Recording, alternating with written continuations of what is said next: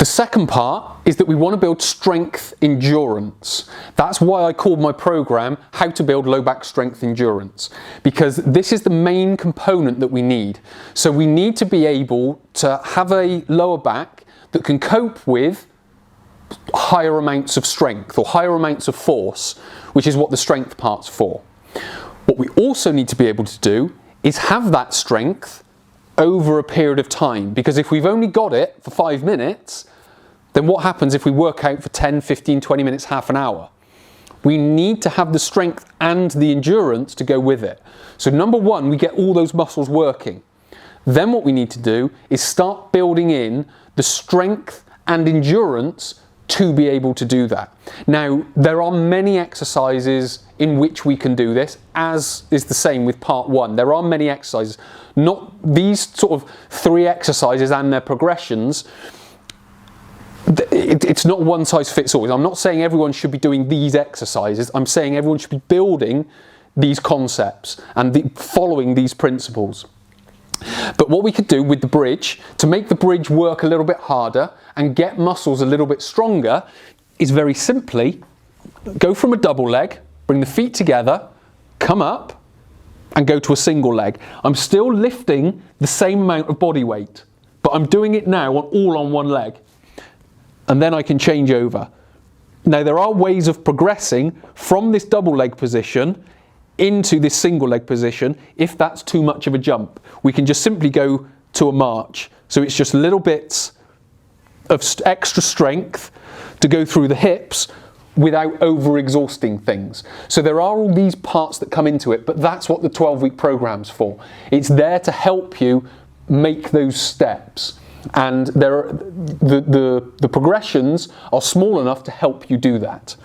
So the first part is getting the glutes stronger, getting the glutes to be able to last for longer, strength, endurance, and being able to, again, keep those muscles active all the way through the workout.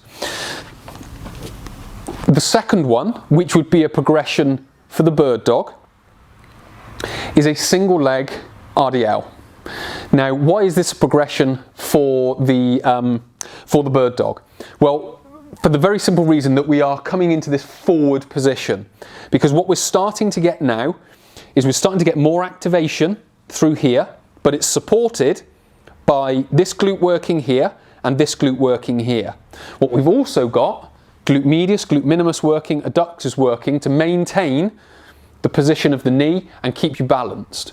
So what we're starting to do is get into these types of positions. What we're then doing is building the stability through the hip to be able to have smooth movement.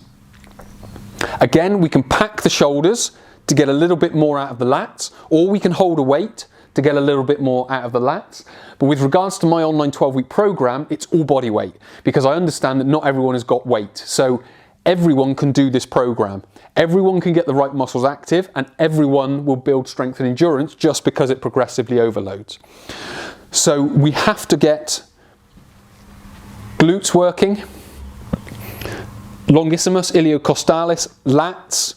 So we're starting to get all these muscles working much more effectively, and we're getting to get them to work together as well, which again is very important. What we don't want is just the low back muscles, which is another reason why I tend to keep people away from back extensions, because they aren't necessarily the most effective way of doing it, plus there are risks that come with it, but that's for another tutorial. What we've then got is the third exercise, which is a side plank or a plank up into a side plank. So what we start to do now is integrate this torso area. So we would go into a plank like so, we would lift an arm up and we would roll round.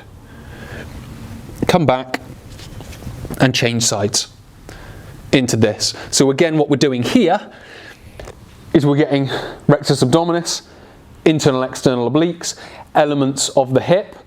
Another one, if you want to get a little bit more out of glute medius, this is a little bonus one for you.